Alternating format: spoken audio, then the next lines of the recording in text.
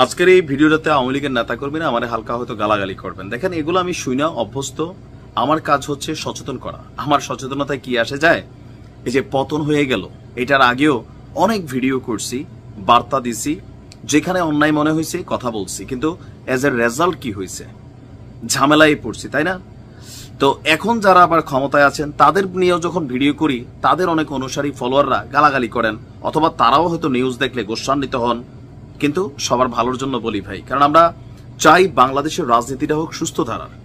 তবে এই মুহূর্তে গতকালকে আওয়ামী লীগকে নিষিদ্ধ করার পরে ফেসবুকে আওয়ামী লীগের নেতাকর্মীরা যথেষ্ট কিন্তু প্রতিক্রিয়া দেখিয়েছেন। এখন এই প্রতিক্রিয়ার পরে বেশ কিছু জিনিস সামনে আসছে। উপদেষ্টা আসিফের যে তথ্য, এর মাঝখানে ধরেন যদি 90% আমি বললাম যেটা বানোয়ার, 10%ও কিন্তু সত্য। যে কোনো ভূমিকা এখন যদি আপনি নেন, মনে রাখেন ফেসবুকে পোস্ট করেন এক জিনিস, কিন্তু রাজপথে অথবা রাষ্ট্রের মধ্যে যে কোনো বিশৃঙ্খলা আপনি 1 লাইন করবেন, আপনার এটা 10 লাইনের ভূমিকা পালন করবে আওয়ামী লীগকে নিষিদ্ধ করার জন্য। ভাই, ভালোবাসা মানুষের অন্তর জয় করা লাগে।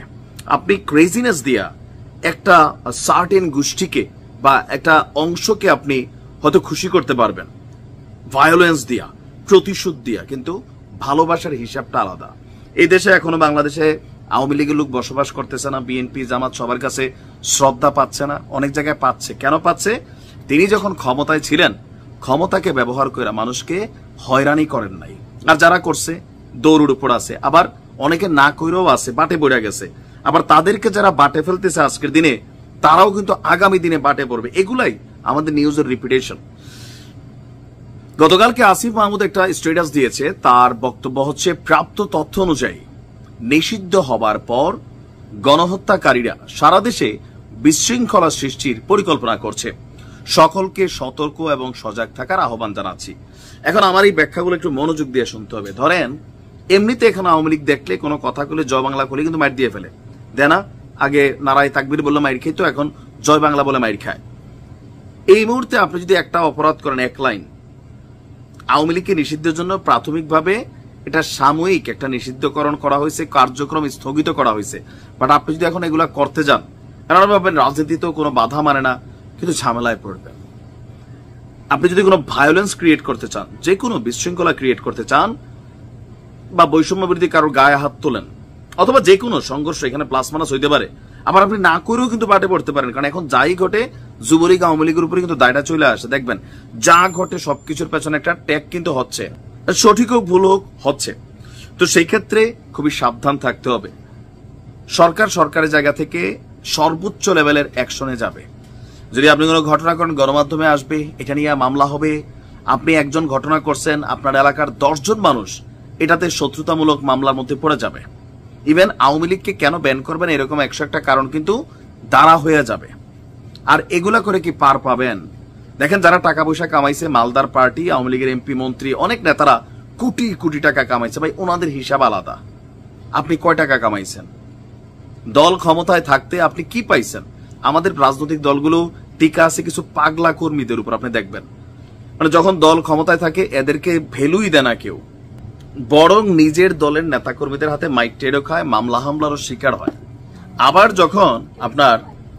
যখন দল ক্ষমতা থেকে চলে যায়, এই কর্মীগুলাই আবার দলের জন্য ঝাঁপাই পড়ে। কিন্তু আপনি আপনার এলাকায় দেখেন তো, যে হাতে গোনা, আমি আমার এলাকায় দেখছি 100 জনের মধ্যে 2 জন মানে গড়ে যারা বড় মাপের নেতা, তারা মাঝে মাঝে স্ট্যাটাস দেন, এমনকি তাদের ইমেজ অনেকটা পরিষ্কার। কিন্তু যারা আওয়ামী লীগের সুসময়ে খাইলো দাইলো, টাকা পয়সা বানাইলো, নিজের দলের নেতাকর্মীদেরকে মামলা হামলা দিয়া মানে জেলে পুরাই রাখলো, বিভিন্ন ধরনের হয়রানি করলো, আপনি দেখেন তো তাদের কয়জন ফেসবুকে এসে পোস্ট দেয়, দলের পক্ষে কথা বলে, বিদেশে আছে, আইসি জীবনের জন্য চলে গেছে, নানানভাবে ভারতে চলে গেছে। আপনি কি পাইছেন? বরঞ্চ আপনি বিপদে পড়ছিলেন তখনও, এখনো এই ফেসবুকের পোস্টের জেরে হয়তো আপনি বিপদে পড়বেন। আবার কখনো আওয়ামী লীগ ক্ষমতায় আসলে আপনারে চিনতো না, চিনবে না। আপনি বিএনপির দিকে তাকান। আমি বিএনপির অনেকেরই চিনি যারা দুঃসময়ে বিএনপির রাজনীতি করছে। কুমিল্লাতে আমার বন্ধু বান্ধব অনেককে আমি চিনি। বাট এখন যখন ক্ষমতা আসেই নাই, এর মধ্যে তাদের টাকা পয়সা নাই, বাট দলের লেগে দিন রাত সমান করছে, লাইফ বরবাদ করছে। তো এখন বিদেশ থেকে এক এক নেতা 10 বছর 13 বছর 12 বছর পরে পরে দেশে আসতেছে, আইসা আবার পুরা অনেক ভাইয়ের ছেলেরা আসতেছে, কমিটি তৈরি হচ্ছে, তাদের প্রভাব আধিপত্য। আর আমার ওই যে বন্ধু বান্ধব যারা আছে চিনি, যাদেরকে বিভিন্ন জায়গায় এরা হতাশামূলক স্ট্যাটাস দিচ্ছে, এত বছর দল করে কি পেলাম, হাইব্রিড শুরু হয়ে গেছে, কমিটি নিয়ে মারামারি। এমন কোনো কাজ করা যাবে না যেটাতে আপনি বিপদে পড়বেন। দিন শেষে ভাই আমরা পেট নীতি, মানে আমরা যারা মিডল ক্লাস ফ্যামিলি আছি, ব্যক্তি জীবন লয়ে আমাদের ব্যস্ত, তারপরও দেশ ভালোবাসি, রাজনীতি বাংলাদেশকে কন্ট্রোল করে আমরা কথা বলার চেষ্টা করি, এগুলো আলাদা। কিন্তু সময় আপনার বুঝতে হবে যে এই সময়টা আওয়ামী লীগের জন্য কি পরিমাণ কাফফারা দেওয়ার সময় চলতেছে। আর এই যে পরিণতি আসবে এটা আওয়ামী লীগও জানতো না জানতো। ওবায়দুল কাদের নিজে বলছে যে 5 লক্ষ লোক এক রাতে মরে যাবে, মরে নাই কিন্তু এত, 50,000ও মরে নাই, বুঝতে হবে। তো সেই জায়গায় হিসাব নিকাশ করে চলতে হবে। সুযোগ পাইলেই কিন্তু অ্যাকশনে নিয়ে নিবে। এটা রাজনৈতিক প্রক্রিয়া। যারা এটার তেল খাইছে, গাছ খাইছে, মাছ খাইছে, তারাই তাদের প্রয়োজনে সময় মতো তারাই আসবে, তারাই রাজনীতি করবে। তো যাই করেন ভেবেচিন্তে করেন, কারণ সরকার থেকে খুবই সতর্ক বার্তা এখন সারা দেশে থাকবে, গোয়েন্দা তথ্য আরো বিভিন্ন কিছু। ভালো থাকুন, আসসালামু আলাইকুম।